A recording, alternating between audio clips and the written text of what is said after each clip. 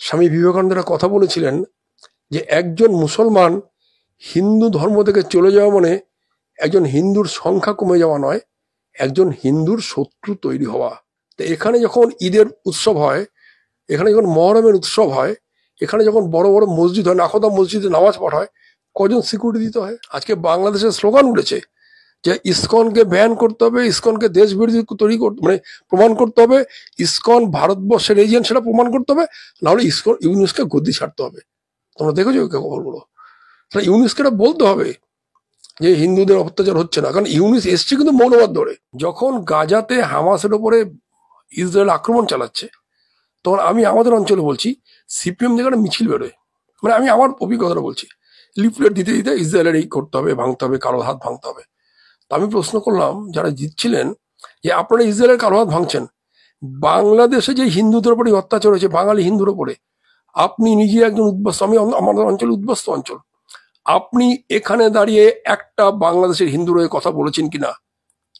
তিনি আমার থেকে লিফলেটটা নিয়ে ছেড়ে দিলেন, চলে গেলেন। এই পশ্চিমবাংলায় আজকে কিন্তু হিন্দুর সংখ্যা কমে যাচ্ছে, বাঙালি হিন্দুর সংখ্যা কমে যাচ্ছে, মুসলমানদের সঙ্গে বেড়ে যাচ্ছে। পশ্চিমবঙ্গ পুলিশ ভারতবর্ষের সর্বশ্রেষ্ঠ পুলিশ, কলকাতা পুলিশ ভারতবর্ষের সর্বশ্রেষ্ঠ পুলিশ, যদি তাদের কাজ করতে দেওয়া হয়।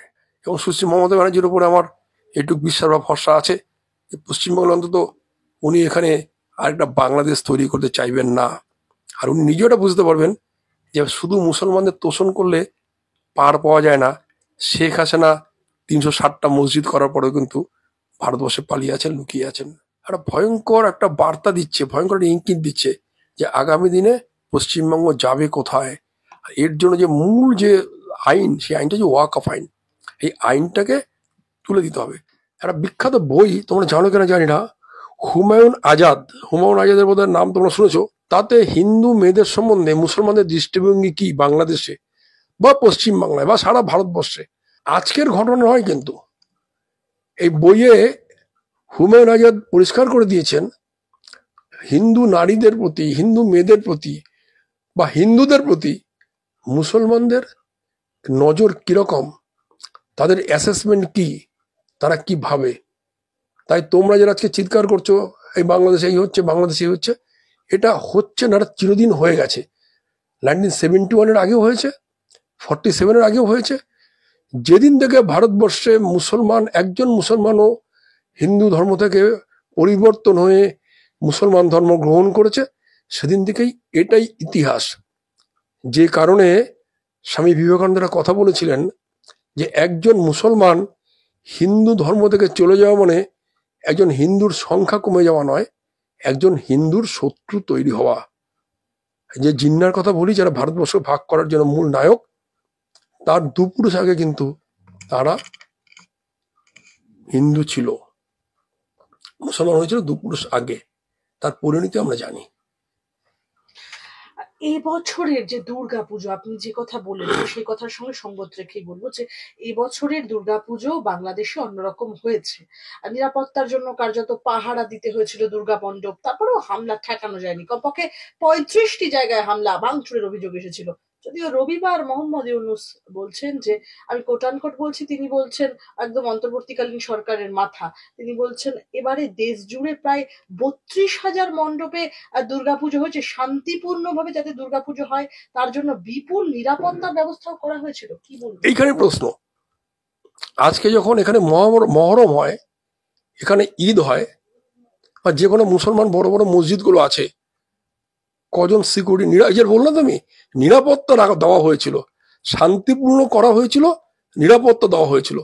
তো এখানে যখন ঈদের উৎসব হয়, এখানে যখন মহরমের উৎসব হয়, এখানে যখন বড় বড় মসজিদ হয়, নাখোদা মসজিদে নামাজ পড়ায়, কজন সিকিউরিটি দিতে হয়? দিতে হয় না। আজকে অমরনাথ যাত্রার সময় সেনাবাহিনীকে সিকিউরিটি দিতে হয়, কিন্তু গুজরাটে যে এত বড় মসজিদ, যে মসজিদে হিন্দুরাও যান, সেখানে কিন্তু কোনো সিকিউরিটি দিতে হয় না। এই বেসিক ডিফারেন্সটা বুঝতে হবে। এই বেসিক ডিফারেন্সটা না বুঝলে হবে না। কারণ আমরা জীবনে, যে কোনো হিন্দু জীবনে, সে ঠাকুর মানুক আর না মানুক, সে ঈশ্বর মানুক আর না মানুক, সে যখন জন্মায় এবং তার থেকে বড় হয়, তারা শিক্ষা নেয় শ্রী শ্রী রামকৃষ্ণের যত মত তত পথ। তারা কখনো শিক্ষা নেয় না যে আল্লাহ ছাড়া আর কোনো দেবতার পুজো করা যাবে না, আর সেই পুজো করলে সে হচ্ছে নাপাক, সেটা হচ্ছে হারাম। একটা প্রশ্ন উঠছে শান্তনুদা, যে হিন্দুদের উপরে হামলার প্রসঙ্গে অন্তর্বর্তী সরকারের একদম প্রধান মোহাম্মদ ইউনূস তিনি বলছেন, হিন্দু সম্প্রদায়ের উপরে প্রতিটি হামলার ঘটনার তদন্তের নির্দেশ দিয়েছি আমরা। আমাদের সরকার সমস্ত সংখ্যালঘুদের সুরক্ষা এবং নিরাপত্তা দিতে প্রতিশ্রুতিবদ্ধ। সত্যি কি তাই? প্রথম কথা তা নয়, তাহলে ইউনিসের গদি থাকবে না। আজকে একটা জিনিস খেয়াল করবে, আমরা আজকে শেখ হাসিনা নিয়ে লাফাচ্ছি। এই শেখ হাসিনার আমলে বাংলাদেশে যতগুলো মাদ্রাসা তৈরি হয়েছে অন্য কোনো আমলেও হয়নি, এবার এরশাদের আমলেও হয়নি, খালেদা বেগম জিয়ার আমলেও হয়নি। শেখ হাসিনার আমলে যতগুলো মসজিদ তৈরি হয়েছে খালেদা জিয়ার আমলেও কিন্তু হয়নি। তার অর্থ হচ্ছে এটাই যে ইসলামিক যে এই যে জিহাদি অ্যাক্টিভিটি, জিহাদি মানসিকতা, এইগুলোকে তুমি এই তোষণ দিয়ে রাখতে পারবে না। আর এর বিরুদ্ধে গেলেই তোমার বিরুদ্ধে বিদ্রোহ হবে, যেটা শেখ হাসিনার বিরুদ্ধে হয়েছে। ইউনিস যদি এর বাইরে কিছু বলে, হিন্দুদের কথা বলে, আজকে বাংলাদেশের স্লোগান উঠেছে যে ইসকনকে ব্যান করতে হবে, ইসকনকে দেশ বিরোধী তৈরি করতে মানে প্রমাণ করতে হবে, ইসকন ভারতবর্ষের এজেন্ট সেটা প্রমাণ করতে হবে, নাহলে ইউনিসকে গদ্দি ছাড়তে হবে। তোমরা দেখেছো খবরগুলো? তাহলে ইউনিসকে এটা বলতে হবে যে হিন্দুদের অত্যাচার হচ্ছে না, কারণ ইউনিস এসছে কিন্তু মৌলবাদ ধরে। এই যে ছাত্র আন্দোলন আমরা যেটা দেখছি, এটা হলো মৌলবাদী আন্দোলন, তাতে ঘিরে রয়েছে আমেরিকা। স্বাভাবিক, ইউনিসকে এর বাইরে কিছু বলার দরকার নেই, বলতে পারবে না। এবং এই মুসলিম তোষণটা করেই কিন্তু আজকে সারা বিশ্বে এবং আমাদের দেশেও এই যে মুসলিম তোষণ, এই মুসলিম তোষণ করার উদ্দেশ্য একটাই, যে ওরা একটা ব্লক ভোট, একটা ব্লক কমিউনিটি, তার জন্য birds of feather flocks together. Bangladeshi হিন্দুদের নিয়ে ভারতের কিছু বলার দরকার নেই বললেন ইউনূস সরকারের উপদেষ্টা, কি বলবেন? ভারতবর্ষে কিছু বলার দরকার নেই, কিন্তু ইসরায়েল যদি এখন গাজায় বোম পাঠায়, ইসরায়েল যখন গাজায় টেরোরিস্টদের ধ্বংস করে দেয়, হামাসকে ধ্বংস করে, আমাদের বেইরুটে যখন হিজাবুল্লাহকে ধ্বংস করে, তখন কিন্তু বলার দরকার আছে। এটা হচ্ছে ইসলামিক গেম প্ল্যান এবং কমিউনিস্টদের গেম প্ল্যান। তুমি এখন একটা কথা বলছি, যখন গাজাতে হামাসের ওপরে ইসরায়েল আক্রমণ চালাচ্ছে, তখন আমি আমাদের অঞ্চলে বলছি সিপিএম থেকে একটা মিছিল বেরোয়, মানে আমি আমার অভিজ্ঞতাটা বলছি, লিফলেট দিতে দিতে ইসরায়েলের এই করতে হবে, ভাঙতে হবে, কালো হাত ভাঙতে হবে। তা আমি প্রশ্ন করলাম যারা জিতছিলেন, যে আপনারা ইসরায়েলের কালো হাত ভাঙছেন, বাংলাদেশে যে হিন্দুদের উপরে অত্যাচার হয়েছে, বাঙালি হিন্দুর উপরে, আপনি নিজে একজন উদ্বাস্ত, আমি আমাদের অঞ্চলে উদ্বাস্ত অঞ্চল, আপনি এখানে দাঁড়িয়ে একটা বাংলাদেশের হিন্দুর হয়ে কথা বলেছেন কিনা? তিনি আমার থেকে লিফলেটটা নিয়ে চলে গেলেন। মানে এই যে মানসিকতা, এই মানসিকতাকে যদি আমরা ধ্বংস করতে না পারি, পরিষ্কার বলছি আমি, আমাদের প্রত্যেককে একটা করে ইসরায়েল হওয়া উচিত, যে এই টেরোরিজমকে কখনো মানা যাবে না, একদম শেষ করে দিতে হবে। একটা লোকও যদি ইসলামিক টেরোরিজমের কথা বলে, জিহাদের কথা বলে, তাকে সঙ্গে সঙ্গে পৃথিবী থেকে নির্মূল করে দিতে হবে। এছাড়া কোনো জায়গাতে সভ্য জাতি বাঁচবে না, বাংলাদেশেও হিন্দুরা বাঁচবে না। এটা তো বাংলাদেশের দুর্ভাগ্য যে বাংলাদেশে এত এত বিপ্লবী স্বাধীনতা সংগ্রামী হয়েছে। আজকে আন্দামানে যদি আমরা যাই, দেখবো যে 90% বাঙালি বিপ্লবী, আর তার মধ্যে 70% হচ্ছে ওপার বাংলার লোক। যদি আমরা ওপার বাংলাকে ধরি, স্বাধীনতার আগে ওপার বাংলা ছিল না, যদি আমরা এখন ওপার বাংলা ধরি, মানে বাংলাদেশ ধরি, পূর্ব বাংলাও ধরি, সূর্য সেন থেকে আরম্ভ করে সবাই। আজকে যখন যারা চট্টগ্রামের বিদ্রোহ করেছেন, গণেশ ঘোষ, যারা চট্টগ্রামের বিদ্রোহ করেছেন, অনন্ত সিং, সূর্য সেন, তা এদেরই উত্তরসূরি যারা, তারা কিন্তু ওই লড়াইটা দিতে পারেননি। কারণ হচ্ছে যে এই ন্যারেটিভটা আমরা দিতে পারিনি যে ইসলাম আজকে বাঙালি হিন্দুদের সবচেয়ে বড় শত্রু বাংলাদেশে। একটা প্রশ্ন উঠছে যে 17 কোটি জনসংখ্যার বাংলাদেশে মাত্র 8% হিন্দু রয়েছে। অগাস্টের পর কমপক্ষে 2000 হামলার ঘটনা ঘটেছে। প্রধানমন্ত্রী নরেন্দ্র মোদী বাংলাদেশের সংখ্যালঘুদের নিরাপত্তা নিয়ে উদ্বেগ প্রকাশ করেছেন, আমরা দেখেছি বিভিন্ন সময়। রাষ্ট্রপুঞ্জের মানবাধিকার সংগঠনের তরফে উদ্বেগ প্রকাশ করা হয়। সম্প্রতি মার্কিন নবনির্বাচিত ডোনাল্ড ট্রাম্পও বাংলাদেশে হিন্দুদের উপরে হামলার ঘটনায় তীব্র নিন্দা করেছেন। তারপরে কি করে উনি বলছেন যে অতিরঞ্জিত মোহাম্মদ ইউনূস? দেখুন, একটা এই বাঙালি হিন্দুদের সমস্যা হচ্ছে যেটা, আমি আমাদের পশ্চিমবাংলার কথা বলছি, ওপার বাংলার কথা বলছি, সেটা হচ্ছে এই যে ডোনাল্ড ট্রাম্প নির্বাচনে জিতলে আমরা সিকিউরিটি পাবো, মোদি গেলে আমরা সিকিউরিটি পাবো, ভারতীয় জনতা পার্টির কেন্দ্রে ক্ষমতা এলে বা পশ্চিমবাংলায় ক্ষমতা এলে আমাদের দেখভাল করবে, এই মানসিকতা ত্যাগ করে আমরা উল্টো ওদের এই যে সন্ত্রাসবাদ, এই সন্ত্রাসকে নির্মূল করতে চাই, হাতে অস্ত্র নিতে চাই, এই মানসিকতা যতদিন না হবে, আজকে বাংলাদেশে যখন পাকিস্তান যখন ভাগ হয়, পূর্ব পাকিস্তানে যে হিন্দু জনসংখ্যা ছিল সেটা কমে আজকে 8% হয়েছে। আগামী দিনে এটা 1%ও থাকবে না, যেটা পাকিস্তানে হয়েছে 1% দাঁড়িয়ে আছে। তার কারণ পৃথিবীর কোনো জায়গাতে আমি বলছি যে ইসলামের সাথে সহাবস্থান সম্ভব নয় অন্যদের। আর সহাবস্থান করতে হলে আমি যেটা বললাম, প্রত্যেকের বাড়িতে একটা করে ইসরায়েল তৈরি করতে হবে, প্রত্যেক বাঙালি একজন করে ইসরায়েলি তৈরি হতে হবে, যে সন্ত্রাসবাদকে নির্মূল করব সন্ত্রাসবাদ দিয়ে। Terrorism must be countered with terrorism only. গান্ধীর বিবৃতি দিয়ে নয়, শান্তির বাণী দিয়ে নয়। সাধারণত সনাতনী নির্যাতন প্রশ্নে ভারতবর্ষে এখনই কি ধরনের হস্তক্ষেপ করা উচিত? আপনি এক্ষুনি বলছিলেন, তবুও যদি একটু স্পেসিফিক আমি জিজ্ঞেস করি। দেখো, একটা কথা পরিষ্কার যে এটা বাস্তবটা মানতে হবে। পশ্চিমবাংলা নয়, পশ্চিমবাংলাতে সমস্যা আস্তে আস্তে আসছে। কয়েকদিন আগে বেলডাঙ্গা দেখলাম, তার আগে হাওড়ার বাগনানের একটি জায়গা আছে শ্যামপুর, সেখানে আমরা দেখলাম। যেটা হচ্ছে যে আমাদের ভারত সরকারের উচিত বাংলাদেশের একটা বড় অংশকে, চট্টগ্রাম থেকে আরম্ভ করে খুলনা বা এই অঞ্চলগুলোকে নিয়ে একটা আলাদা সার্বভৌম রাষ্ট্র তৈরি করা, যেখানে শুধুমাত্র ওই বাংলাদেশের হিন্দুরাই থাকবে। এটা যদি করতে পারি, এটা যদি প্র্যাকটিক্যাল প্রপোজাল। আজকে তোমাকে বলছি, আজকে পশ্চিমবঙ্গ যখন তৈরি হয়েছিল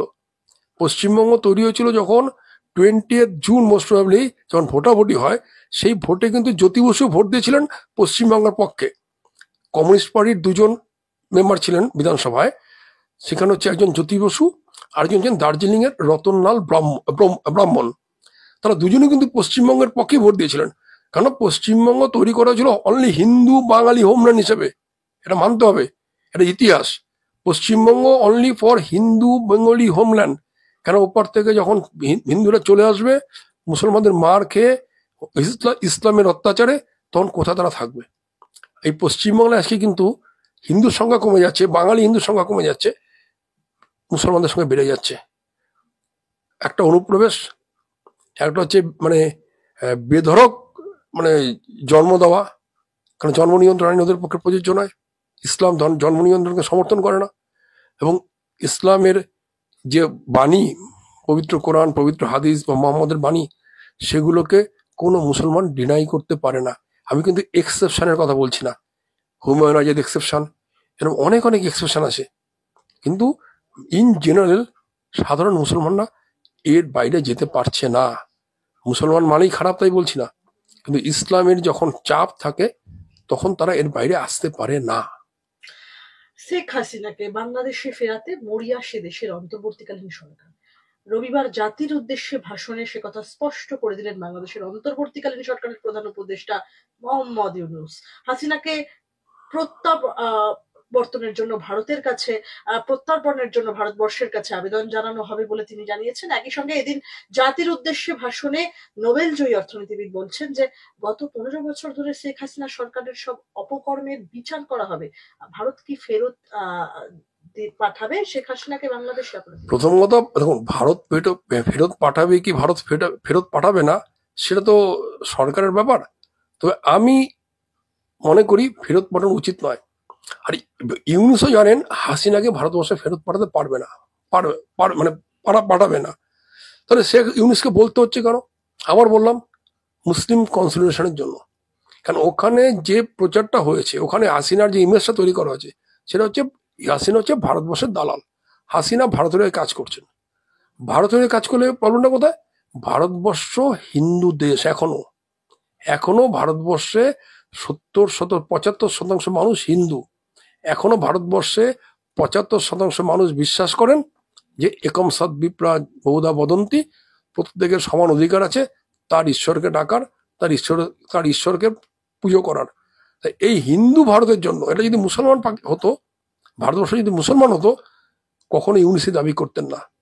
আজকে পাকিস্তানের সাথে, যে পাকিস্তানের জন্য পূর্ব বাংলায় মানে পূর্ব পাকিস্তানে ওই সময় 3 লক্ষের উপরে মহিলা প্রেগনেন্ট হয়ে গিয়েছিলেন, সেই পাকিস্তানেরকে আজকে চিন্তা করা হচ্ছে বাংলাদেশে পাকিস্তানের সাথে কোনো ভিসা রাখবে না, পাসপোর্ট থাকবে না, কিন্তু ভারতের সঙ্গে থাকতে হবে। কারণ হচ্ছে ভারতবর্ষ যেহেতু ইসলামিক স্টেট নয়, হাসিনাটা ফ্যাক্টর নয়, ফ্যাক্টর হচ্ছে ভারতবর্ষের সাথে কোনো সম্পর্ক রাখা হলো।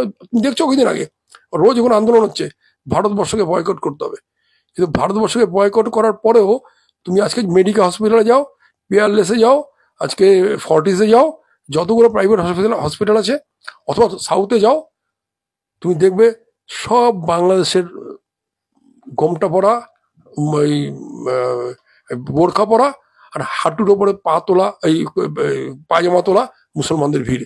নিজের দেশে কিন্তু করতে পারে না, পৃথিবীতে কোথাও ওরা নিজের দেশে চিকিৎসা করতে পারেনি। হাসিনাও করেননি। হাসপাতাল না করে মাদ্রাসা তৈরি করেছেন, হাসপাতাল তৈরি না করে মসজিদ তৈরি করেছেন। তার পরিণাম হাসিনা বুঝতে পারছেন, আর শেখ ইউনুস বুঝতে পারছেন যে এই যে ঘোড়ার পিঠে চাপা হয়, বাঘের পিঠে চাপা হয়েছে, এই বাঘ থেকে নামতে গেলে মুশকিল, বাঘটাকে আরো দৌড় করাও, জোরে দৌড় করাও। বাংলাদেশের স্বাধীনতার পর প্রথমবারের মতো পাকিস্তানের করাচি থেকে পণ্যবাহী জাহাজ, একদম পণ্যবাহী জাহাজ সরাসরি এসে ভিড়েছে বাংলাদেশের চট্টগ্রাম বন্দরে। মৌলবাদের হাতে বাংলাদেশকে কি তুলে দিচ্ছেন কোথাও গিয়ে মোহাম্মদ ইউনূস? অবভিয়াসলি বাংলাদেশ তুলে দেবে কেন? বাংলাদেশ তো মৌলবাদী দেশই। বাংলাদেশ তো মৌলবাদ, বাংলাদেশের মৌলবাদটা আছে। ইউনূস সেটার উপর চেপে ক্ষমতা এসেছেন। মৌলবাদ নেই তা নয়, হাসিনা মৌলবাদ সাপোর্ট করেছেন, নতুবা ওখানে একটা হাসপাতাল তৈরি না করে ওখানে এতগুলো ওই তোমার মসজিদ হতো না, হাসপাতাল হতো। আজকে কমিউনিস্ট এখানে স্লোগান তোলে না যে রাম মন্দির না করে হাসপাতাল করো, বাংলাদেশে কিন্তু তোলে না, বাংলাদেশে তোলে না, মুসলমানদের ক্ষেত্রে তোলে না, শুধু বাংলাদেশ নয়, ভারতবর্ষ মুসলমানদের ক্ষেত্রে তুলবে না। সাধারণত কমিউনিস্টদের যে আন্দোলন, সেটা আমরা বাংলাদেশে দেখতে পাচ্ছি না কেন? পৃথিবীতে কোথায় কমিউনিস্টের আন্দোলন? বাংলাদেশে তো শোনো, একটা কথা বলছি তোমাকে, কমিউনিজম আর ইসলাম দুটো সহাবস্থান হয় না, কারণ দুটোই মৌলবাদ। মুশকিলের কথা হচ্ছে যেখানে কমিউনিস্টরা ক্ষমতায় নেই সেখানে ওরা ইসলামের সবচেয়ে বড় সমর্থক। ওরা শক্তিকে ভয় পায়, সাহসকে ভয় পায়। এই শক্তি সাহসটা আমরা দেখাতে পারিনি, দেখাতে পারছি না। আজকে বাংলাদেশে শোনো, ইসলামে কমিউনিজম আন্দোলন চলতে পারে না। পৃথিবীতে 56টা বোধহয় মুসলিম দেশ আছে, এটা তো ভেবে নেওয়া যায় না। তার মধ্যে আফ্রিকার দেশ আছে প্রচুর, যে সেখানে লোক সব খেতে পায়, গরিব আছে, খেতে না পাওয়া আছে, শ্রমিক আছে। কোনো জায়গায় কিন্তু মার্কসিজম চলে না। কেন চলে না? তার কারণ ইসলাম এগুলো চলে না। যে কারণে এই যে আমরা কাকাবাবু কাকাবাবু বলে বলছি, মুজাফফর আহমেদ, উনি কোথাকার লোক ছিলেন? নোয়াখালীর লোক ছিলেন। উনি কিন্তু ভারতবর্ষের লোক ছিলেন না, পশ্চিমবাংলার লোক ছিলেন না। উনি কিন্তু আর নোয়াখালী ফিরে যাননি, যত আন্দোলন এখানেই করতে চেয়েছেন। কারণ মুসলমানদের ওখানে কমিউনিজম বিপ্লব চলবে না। একইভাবে মাদার টেরেসাকে দেখো না, যত সেবা ভারতবর্ষে করতে এসছে, আফ্রিকা কিন্তু জানি সেবা করতে, পিটিয়ে ছালগুটি ছেড়ে দেবে। মা মা মা মা মাদার টেরেসা মাদার টেরেসা আমাদের এখানে হয়েছে। কেন হিন্দুরা মানে, আমি তোমাকে বলতে খারাপ লাগে বলতে, বেসিক্যালি আমরা একটা মূর্খ জাত, যারা নিজের ভালো নিজেরা বুঝি না। আজকে আফ্রিকার দেশের অবস্থা ভারতবর্ষ থেকে ভালো না নিশ্চয়ই। তা মাদার টেরেসার এত সমাজ সেবা, এত গরিবের সেবা আফ্রিকায় গিয়ে করেনি কেন? এখানে এলে উনি জানেন যে এখানে ভারতবর্ষে যে হিন্দুদের মধ্যে যে বিভাজন, এবং পার্টিকুলারলি পলিটিক্যাল বিভাজন, তার সুযোগ উনি নিয়েছেন। উনি বাংলাদেশে কিন্তু করেননি, পাকিস্তানে যাননি, যত সেবা করতে এসছেন এখানে, খ্রিস্টান মিশনারিরা সব সেবা করতে আসেন এখানে, বাংলাদেশ পাকিস্তানে যান না। তাহলে গেলে ওদের সব প্রত্যেকদিন পরের দিন দেখবে সব ফাঁসিতে ঝুলছে একটা একটা করে, পারবে না। বাংলাদেশের একদম যে নতুন সরকার গঠন, অর্থাৎ মোহাম্মদ ইউনূসের ক্ষমতায় আসার 100 দিন সম্পন্ন হলো। সাধারণত এই 100 দিন সময়টাকে খুব গুরুত্বপূর্ণ একটা সংজ্ঞা দেওয়া হয় আর রাজনৈতিক পরিভাষায়। কি বলবেন, ইউনূসের অপশাসনের 100 দিন না সুশাসনের 100 দিন? অবভিয়াসলি অপশাসন। তার কারণ হচ্ছে, তুমি দেখো, যে আমি হিন্দু নির্যাতনটা ছেড়েও দিলাম, আজকে বাংলাদেশে সমস্ত টেক্সটাইল ইন্ডাস্ট্রি বন্ধ হয়ে গেছে, সব ভারতবর্ষে চলে আসছে। আজকে বাংলাদেশে ব্যাংকগুলো সব দেউলিয়া ঘোষণা করতে হচ্ছে। আজকে বাংলাদেশের ট্যুরিজম শেষ হয়ে গেছে। আজকে বাংলাদেশের ইলেকট্রিক বিল মেটাতে পারছে না, যে আদানির যে ইলেকট্রিসিটি সাপ্লাই করেছিল ওখানে, যে ইলেকট্রিকের বিল মেটাতে পারছে না, কয়লার দাম মেটাতে পারছে না। তা এটাকে যদি তুমি অপশাসন না বলো, তাহলে শাসন কোনটা? বাংলাদেশের দুরবস্থা এমন যে পৃথিবীর কোনো দেশও ওকে বিশ্বাস করছে না। বিভিন্ন জায়গায় তুমি দেখছো পেপারে পেপারে যে বিভিন্ন জায়গায় বাংলাদেশি যারা শ্রমিকরা কাজ করতে গেছে তাদের ঘাট ধরে ধরে বের করে দেওয়া হচ্ছে। ইভেন আরবে বলা হয়েছে বাংলাদেশ আর পাকিস্তানের কোনো লোককে ওরা এখন অ্যালাউ করবে না। আরবের মতন জায়গায়, মুসলিম কান্ট্রি। এই যে ইসলামিক টেরোরিজম, এটাকে বন্ধ করতে হলে আমাদের খুব পরিষ্কার বাস্তববাদী হতে হবে। ইমোশন দিয়ে হয় না, ইমোশন দিয়ে হয় না, বুঝতে পারলে? ইমোশন দিয়ে হলে আজকে বাংলাদেশের যদি জাতীয় কবি হতো জীবনানন্দ দাশ, নজরুল ইসলাম নয়। নজরুল ইসলাম কিন্তু বাংলাদেশে জন্মায়নি, নজরুল ইসলাম কিন্তু বাংলাদেশে কোনো কাজও করেননি। যিনি বাংলায় থেকে ওই দুঃখ করেছিলেন যে আমি আবার ওই নদীর তীরে বসে থাকবো, কথা বলবো, সে জীবনানন্দ দাশ শুধু বাংলাদেশের জাতীয় কবি হতে পারলেন না because he was an Hindu. He was a Hindu, ওই জন্য হতে পারেননি। নজরুল ইসলাম গেছেন ঘুরতে, জাতীয় কবি হতে যাননি। ওকে মারা গেলেন ওখানে, জাতীয় কবি তৈরি করে দেওয়া হলো বিকজ হি ওয়াজ এ মুসলিম। আজকে বাংলাদেশের এত যদি উন্নতি হয়, তুমি বলো না শেখ শাহজালাল এয়ারপোর্টের নামটা পুরোনো নামে ফিরিয়ে আনতে পারবে? তো দায়িত্ব নেবে? করতে পারবে না। এবং এরশাদ সরকার এটা করেছিল এই কারণেই, ওই মুসলিম ভোট কনসলিডেশন, মুসলিমদের কনসলিডেশন। বিনা যুদ্ধে ভারত দখল, টাকা দিলেই নাম তুলে দেওয়া হচ্ছে ভোটার তালিকায়, কি বলবেন?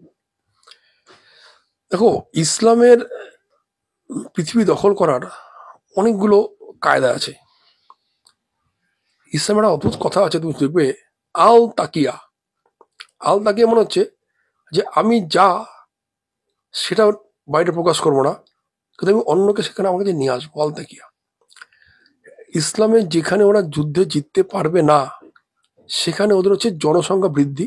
এবং তুমি যদি বাংলাদেশের যে এই যে ওদের যে ওই যে সব ইমামরা বা যারা এগুলো হুজুররা যেগুলো করে, তখন তুমি বারে বারে এক কথা বলা হয়, জনসংখ্যা বৃদ্ধি করতে হবে। জনসংখ্যা বৃদ্ধি করে জনসংখ্যার অ্যাটম বোম বানাতে হবে, এই একটা প্রশ্ন। দ্বিতীয় যেটা হচ্ছে অনুপ্রবেশ।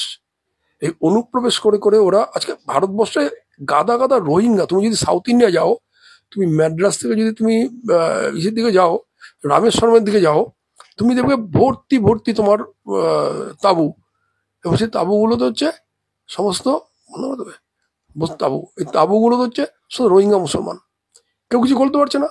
Human rights commission, human rights অর্গানাইজেশনগুলো যাচ্ছে সুপ্রিম কোর্টে, হাইকোর্টে, আটকে দিচ্ছে, কিছু করতে পারছে না। তা এর জন্য এটা বিনা যুদ্ধেই দখল হচ্ছে। আর এই বিনা যুদ্ধের দখলের সবচেয়ে বড় সেনানি হচ্ছে আমরা, ভারতবর্ষের মানুষ, বিশেষ করে বাঙালি হিন্দু। বেলডাঙ্গার যে সংঘর্ষ আমরা দেখতে পেলাম, বেলডাঙ্গার সংঘর্ষে কোনো প্রাণহানি হয়নি, পরিস্থিতি নিয়ন্ত্রণে আছে এবং এখন পরিস্থিতি আয়ত্তের মধ্যে রয়েছে, দাবি করলো পশ্চিমবঙ্গ পুলিশ। পুলিশের তরফে দাবি করা হয়েছে ওই ঘটনায় 17 জনকে গ্রেফতার করা হয়েছে, কমিটির সভাপতি এবং সম্পাদককে গ্রেফতার করা হয়েছে, তাদের পুলিশি হেফাজতে নিয়ে যাওয়া হয়েছে বলে দাবি করছে পুলিশ। যারা আহত হয়েছেন তাদের সকলের শারীরিক অবস্থা স্থিতিশীল আছে। পুলিশ কড়া নজর রেখেছে। শান্তি বিঘ্নিত করতে যাচাই না করেই সোশ্যাল মিডিয়ায় যে তথ্য এবং পরিসংখ্যান ছড়ানো হচ্ছে, তাতে দয়া করে কান দেবেন না। যারা আইন ভেঙেছে এবং যারা গুজব ছড়াচ্ছে, তাদের বিরুদ্ধে কঠোর আইনি পদক্ষেপ করা হবে পশ্চিমবঙ্গ সরকারের তরফ থেকে। দেখুন, গুজব ছড়ালে তো নিশ্চয়ই ব্যবস্থা নেওয়া উচিত, কিন্তু প্রশ্ন হচ্ছে ঘটনাটা কি বেলনাগার। বেলনাগার মূল ঘটনা হচ্ছে ওখানে একটি কার্তিক পুজোর প্যান্ডেলে যে লাইটিং দেওয়া হয়, এই লাইটিং করেছিল একজন মুসলমান ইলেকট্রিশিয়ান, রশিদ মিয়া। পুজো কমিটির দোষ হয়েছে যেটা ওরা ওই সাম্প্রতিক সম্প্রীতি করতে গিয়ে একজন মুসলমান ইলেকট্রিশিয়ানের হাতে কার্তিক পুজোর ইলেকট্রিশিয়ানের দায়িত্ব দিয়েছিলেন। এবার থেকে হিন্দুদের সচেতন হওয়া উচিত যে হিন্দুদের পুজোর ইলেকট্রিশিয়ান, হিন্দুদের পুজোর তরকারি কেনা, হিন্দুদের পুজোর ব্যান্ডেল বানানো, সেটা হিন্দুদেরই করা উচিত, অন্য কাউকে নয়। সাধারণত আমার শেষ তিনটে প্রশ্ন আপনার কাছে। সপ্তাহ তিনেক আগেই মুখ্যমন্ত্রী উদ্বেগ প্রকাশ করেছিলেন যে হিংসা ছড়ানোর ষড়যন্ত্র করা হচ্ছে, সেজন্য পুলিশকে আইন শৃঙ্খলা ব্যবস্থার উপরে বিশেষভাবে নজর দিতে বলেছিলেন তিনি। তারপর থেকে কতজন চক্রান্তকারীকে পাকড়াও করা হয়েছে? চক্রান্তকারীকে তো পাকড়াও করা যাবে না, তার কারণ যারা চক্রান্ত করেন মূলত তারা একটা বিশেষ ধর্মের বা একটা বিশেষ গোষ্ঠীর লোক, তাই জন্য মুখ্যমন্ত্রী করতে পারেননি।